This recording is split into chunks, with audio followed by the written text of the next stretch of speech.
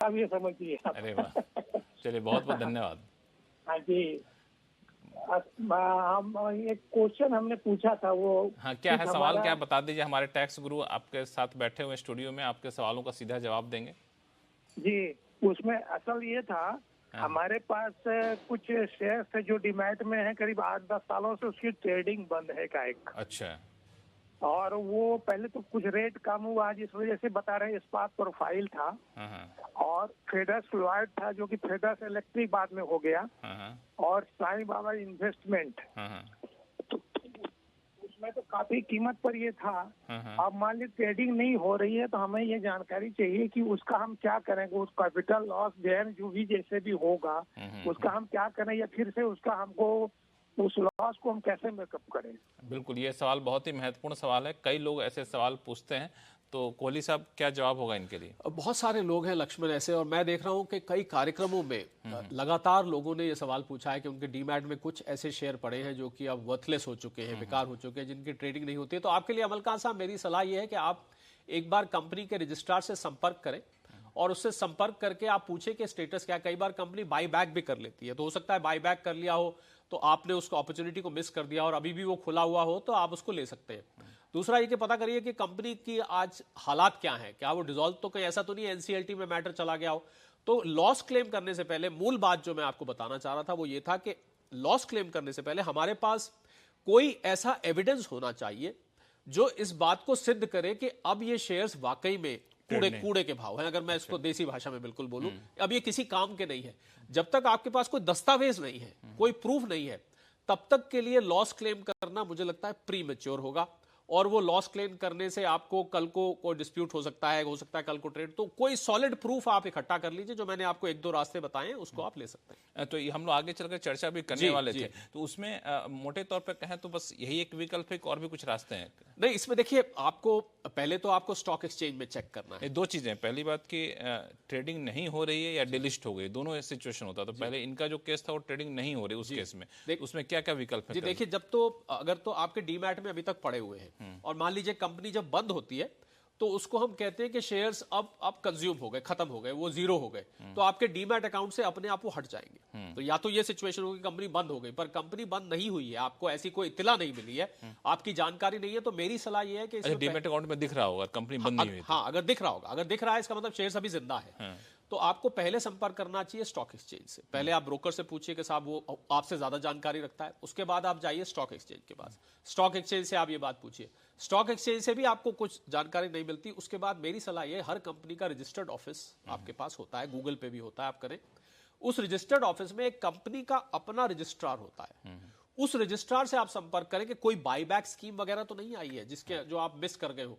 अगर कंपनी खुद कह देती है कि अब हम शेयर्स नहीं कर रहे हैं और डीलिस्ट हो चुके हैं, और मैं ये भी बता दूं कि अगर डीलिस्ट हो चुके हैं तो ऐसे हालात में आप जब लॉस क्लेम करें तो उसका आप इंडेक्सेशन बेनिफिट भी ले सकते हैं, क्योंकि फिर वो सिक्योरिटी ट्रांजैक्शन टैक्स नहीं लगता है, तो आप इंडेक्सेशन बेनिफिट भी ले सकते हैं। तो मेरी सलाह अमलकांत जी को भी और सभी दर्शक लक्ष्मण जो लगातार इस बात को पूछते रहते हैं कि उनके पास, बड़ी दुर्भाग्य की बात है क्योंकि खून पसीने की कमाई होती है, उसका पैसा आप लेके शेयर्स में लगाते हैं और पता लगता है वो शेयर्स अब मात्र, पहले तो हम कागज के टुकड़े बोलते थे, यहां हम मात्र एक डीमैट अकाउंट में एंट्री बन के रह गए। तो ऐसे में आपको अपने सेटिस्फैक्शन के लिए, लॉस क्लेम करने के लिए, और बाकायदा लॉन्ग टर्म शॉर्ट टर्म आप दोनों क्लेम कर सकते हैं लक्ष्मण। ये भी है कि आप लॉन्ग टर्म अगर 1 साल से ज्यादा रखा है तो लॉन्ग टर्म, और 1 साल से पहले ही अगर आपको दिख रहा है कि ये तो भाई गायब हो गया 2-3 महीने में, 4 महीने में, तो आप शॉर्ट टर्म लॉस भी इस पे क्लेम कर सकते हैं। और इसमें आपने सही कहा कि उसमें इंडेक्सेशन का बेनिफिट भी आप ले सकते हैं। हाँ, अगर वो डीलिस्ट हो चुका है तो तब ये इंडेक्सेशन बेनिफिट आपके पास आ जाता है। कमलकांत जी, मुझे लगता है कि आपकी दुविधा दूर हो गई इसका होगी। मतलब ये है कि हमको पहले रजिस्ट्रार खोजना होगा। जी, आप ऑनलाइन जाएंगे अगर कमलकांत जी, तो आपको हर कंपनी का रजिस्टर्ड ऑफिस होता है, उसको आप पत्र, ईमेल, जो भी वहां संपर्क सूत्र दिए हुए हैं, आप उनको संपर्क करें और वो लोग रिस्पॉन्ड करते हैं। कंपनी वाले, कभी ऐसा नहीं होता, रजिस्ट्रार डिपार्टमेंट होता ही पब्लिक डीलिंग के लिए है, कंपनी का अपना रजिस्ट्रार। जी हाँ, आपको ये मेहनत करनी पड़ेगी। अब दुर्भाग्यवश आपके गले में यूं कहो ऐसे शेयर फंस गए हैं तो चलिए, आप कोशिश करिए कमलकांत जी, अगर फिर भी, अमलकांत जी, अगर फिर भी कोई दिक्कत होती है तो आप हमसे संपर्क करिएगा। और बहुत बहुत धन्यवाद, हमारा हौसला बढ़ाने के लिए आप लगातार हमारे चैनल को देखते रहते हैं, और उम्मीद करूँगा अमलकांत जी की समस्या सुलझ जाएगी। अब चलते हैं शिमला, जहाँ से संजीव जी फोन लाइन पर जुड़े हुए हैं।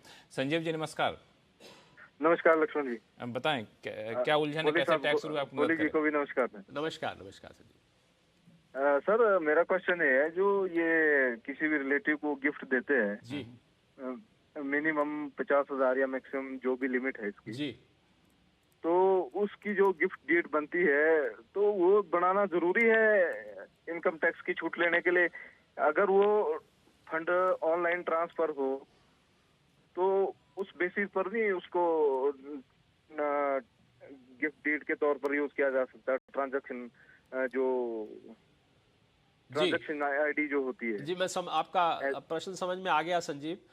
देखिए, हम तो सलाह यही देते हैं कि गिफ्ट डीड होना चाहिए। और आपको पता होगा कि 50,000 से ऊपर अगर आप लेते हैं तो फिर टैक्सेबल नहीं होगा। अगर 56(2)(10) में जो रिश्तेदारों की लिस्ट दी हुई है लक्ष्मण, जिसका हम अक्सर जिक्र करते रहते हैं, जिसमें मदर, फादर, ग्रैंडफादर, चाचा, चाची, मामा, मामी, साली, साला, साला, लंबी एक लिस्ट है, तो वहां तो गिफ्ट की कोई लिमिट नहीं है। पर अगर आप इनमें से इसके अलावा किसी व्यक्ति से ले रहे हैं तो फिर 50,000 की लिमिट है। मैं तो यही सलाह देता हूं संजीव जी के आपको एक गिफ्ट डीड बना लीजिए। और अगर गिफ्ट डीड आप नहीं भी बना रहे, आप स्टैम्प पेपर वगैरह के चक्कर में नहीं पड़ना चाहते, एक छोटा सा पत्र पुराने जमाने में लिखा करते थे हम, प्रिय मोहन, ये मैंने आपको 20,000 रुपए दिए, प्रेमवश दिए, और आपके प्रति जो मेरे भाव है उसके लिए दिए, भले ही आप वापस मत करिएगा, इसका इस्तेमाल करिएगा, आप खुश रहें, प्रसन्न रहें। इस प्रकार का एक लेटर बना के भी आप जाहिर हो कि आप गिफ्ट दे रहे हैं। हाँ, मतलब कोई दस्तावेज होना चाहिए जिससे, क्योंकि होता क्या है कि 2-3 साल बाद एंट्रीज आप ट्रैक नहीं कर पाते, और अगर कल को आयकर विभाग ने पूछा कि ये पैसे कहां से आए, तो आपके वो जो दस्तावेज होगा वो आपकी सहायता करेगा।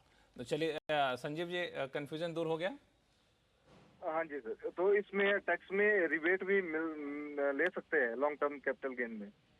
नहीं, गिफ्ट तो वैसे आपको, जैसे मैंने बताया, रिश्तेदारों से लेते हैं तो वैसे ही टैक्सेबल नहीं है, पर कैपिटल गेन में आप गिफ्ट की फिगर को घटा बढ़ा नहीं सकते हैं। गिफ्ट एक अलग चीज है और long term capital gain, short term capital gain एक अलग चीज है। जी चलिए, उम्मीद करते हैं कि आपकी उलझनें दूर हो गई होंगी। और फिलहाल वक्त है छोटे से ब्रेक का। ब्रेक के बाद